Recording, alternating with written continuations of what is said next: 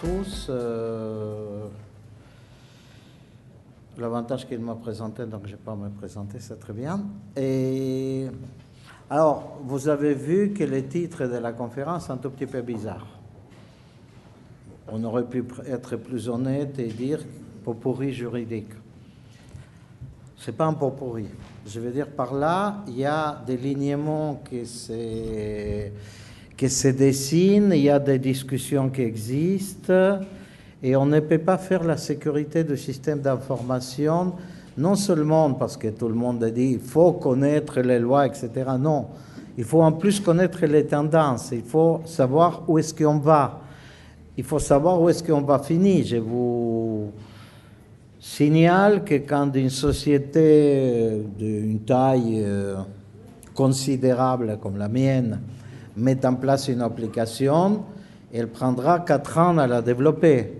Si la législation a brutalement changé entre qu'on met en chantier et qu'on ouvre l'application, ben on aura un petit problème, c'est qu'au bout de 2 ans, il faudra refaire toute l'application.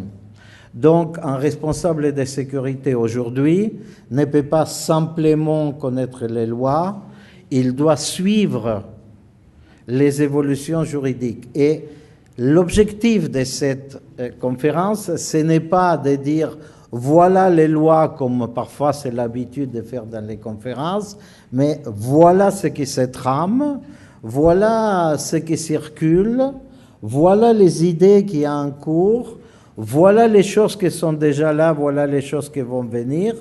Donc donner une vision dynamique et pas statique de concept juridique. Et ce concept juridique, il est de plus en plus important.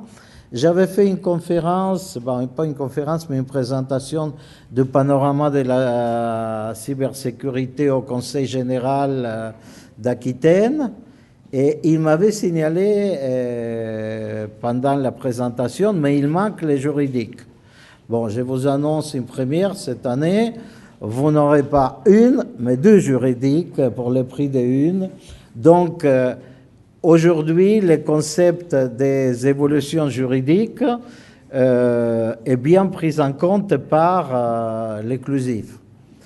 Une dernière chose, c'est une réflexion purement personnelle. Les avocats essaieront de me faire un procès, mais la loi peut être une attaque. C'est une méthode d'attaque, comme une autre. Surtout quand vous la mettez dans un contexte européen. Et c'est ça qui produit autant de débats. Une loi peut permettre un avantage concurrentiel d'un pays sur un autre, d'une société sur une autre, peut forcer la vente des produits. Il y a beaucoup de choses qui se jouent derrière les règlements européens, les décrets de la Commission européenne, etc., etc. Donc, je vous invite simplement à écouter et surtout à poser beaucoup de questions. Non seulement on a un procureur, mais on a aussi des avocats. Vous savez que poser des questions gratuites à des avocats, il n'y a qu'Occlusif que vous pouvez les faire. Donc, je vous invite de profiter beaucoup de votre droit de questions. Bonne conférence à tous.